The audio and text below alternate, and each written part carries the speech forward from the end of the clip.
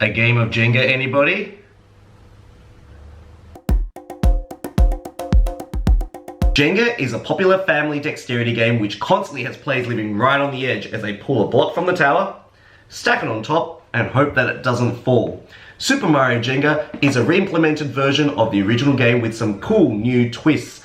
In this video, we examine whether those new rules destroys the fun of the original game or whether it elevates it and levels it up to a new level, making it into a possibly fun and more challenging experience overall. In Super Mario Jenga, players will be popping mushrooms, breaking blocks, punching question boxes, all with the hope of scaling this very orange tower, beating Bowser and gaining the most coins possible without knocking everything over. At the beginning of the game, each player picks a character and pegs their character to the bottom of the tower, and on each player's turn they spin this colourful wheel of fortune. The wheel indicates how many levels up the brick tower a player will climb, and also how many blocks that player will have to pull out and strategically stack in layers of 3. As a general rule, players are only ever allowed to touch the tower with one hand and are able to move pieces with other pieces that they are touching or testing.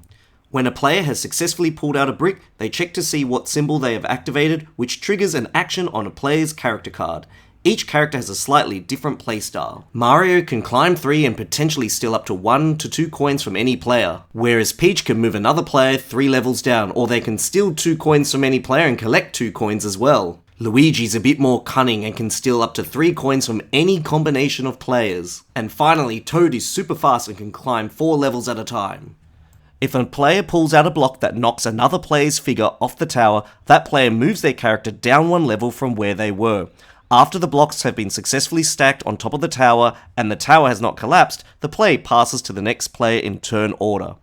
If a player's character ever reaches the level just below Bowser, they fight it. To do this, they must spin a climb 3 or climb 4 on their subsequent turns. Beating Bowser is a race, as the player to beat him first gains 5 coins, second place gains 4 coins, third place 3 coins, and fourth place 2 coins. There are also some special Mario bonus perks for beating Bowser. Firstly, players who beat Bowser cannot be placed below Bowser's level if they fall off the tower, and the player who reaches the top level of the tower first gains 10 coins. The twist with this game of Jenga is that players are aiming to be the player with the greatest number of coins overall. The player that knocks over the tower actually takes a penalty, losing 10 coins when they do so, and whoever the player was that was on the highest level when the tower fell over gains 5 coins. So like Super Mario World, collecting those coins and leaping to the flagpole at the end of the course is so thematically fitting here. One major element that is introduced into Super Mario Jenga is the idea of coins. This is very thematic in terms of Mario, because who doesn't like collecting coins in Mario Kart and Super Mario World? Basically, the coins act as a way of tracking how each player progresses throughout the game. A player who has a lot of coins in front of them is performing far better than a player with only 1 or 2 coins. The coins are earned by racing up this tower, and whoever beats Bowser first gets 5 coins, and 4 coins if you become second, 3rd coins if you become third, and so forth. If you're at the top of the tower when the tower falls, you gain 5 bonus coins, and if you're the person who knocks over the tower, you're going to lose 10 coins. So it's best not to be the one that does that. One of the issues with the original Jenga game was that when one person knocked over the tower, that was the only person that lost the game. The other players would share the victory. By introducing this economic mechanic, it introduces a new level of strategy where players are constantly tracking how each other players are performing. It also helps us to determine a sole winner at the end of the game, and let's be frank, no one wants to share a victory. They'd like to be the sole winner.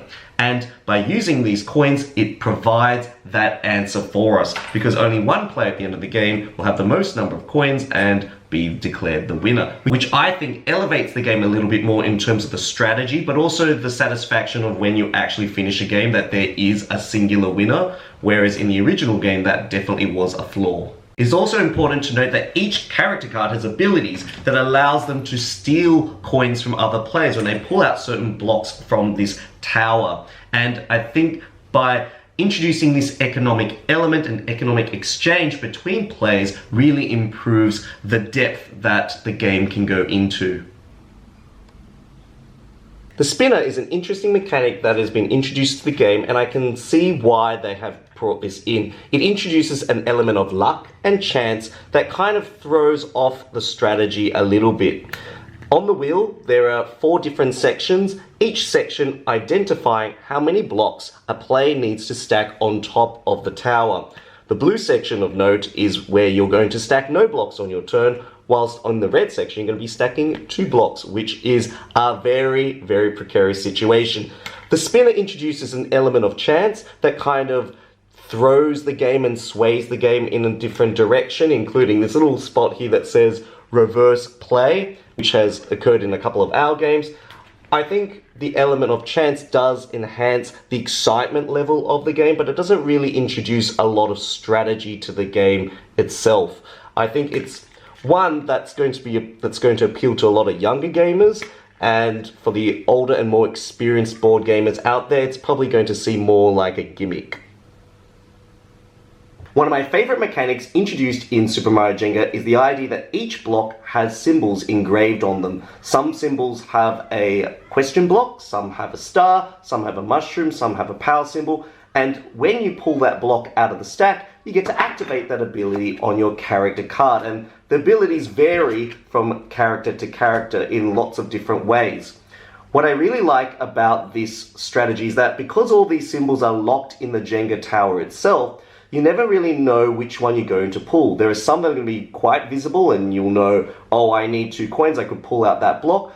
Or there are some that are locked away that you won't know what they actually have on them. And sometimes pulling a block out and realizing that it's probably going to have a symbol that you don't really want might adjust which blocks you actually choose from the stack and which blocks you're actually going to go for. And it might lead you in a direction where you're going to pull out a more precarious block in order to gain a bonus from your card to try and gain you some extra coins or steal coins from other players.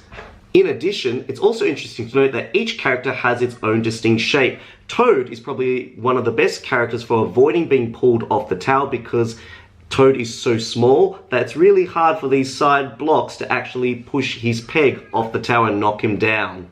Introducing Bowser into Super Mario Jenga is a hugely thematic element, as he is Super Mario's longtime arch nemesis in the video game series. What I like about this addition to the game is it makes the game feel a lot more thematic. It is visually striking, and it kind of has that Donkey Kong classic element where you've got Donkey Kong throwing the barrels and Mario's trying to jump over the barrels to try and get up to Donkey Kong and defeat him. Whereas in this case, the characters are scaling this tower and they're trying to jump over him as they do so.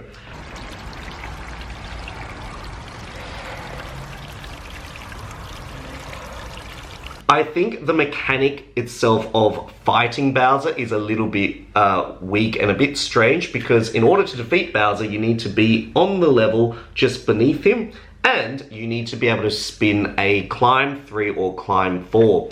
So the chances of beating Bowser aren't particularly interesting because it's all down to the spin of the wheel or the luck of the gods, but the idea of having Bowser in the game is really, really cool and thematic, because I just love those castle levels that you get to play when you're playing the video game, and seeing this in its 3-dimensional form brings a tear to my eye. So now, begs the question, does Super Mario Jenga destroy the original Jenga? Well, it depends on what your tastes are. If you want a super simple game, then the original Jenga is definitely your flavor. If you're a bit more of a gamer and you love the Super Mario IP, then this game is a must-have to your collection. I mean, there is an element of chance to the game, but the overall 3D feel and the introduction of the coin mechanic kind of is very similar to what Monopoly Gamer did to the original Monopoly game. And if you haven't seen that video, I'll put a link in the description box below. Basically, this Super Mario version takes the original Jenga and gamifies it to another level, and I definitely am glad that I got this and added it to my game collection. Thank you once again for joining me for another Board Game Sanctuary video. If you really like my videos, don't forget to check out my Patreon page, link in the description box below. And don't forget, if you really like Mario, Yoshi, Peach, and any of the Super Mario IP, then like this video, share this video, and don't forget to ultimately subscribe as well. This is Danny signing out, and it's time to level up. See you guys soon for another Board Game Sanctuary video. Goodbye!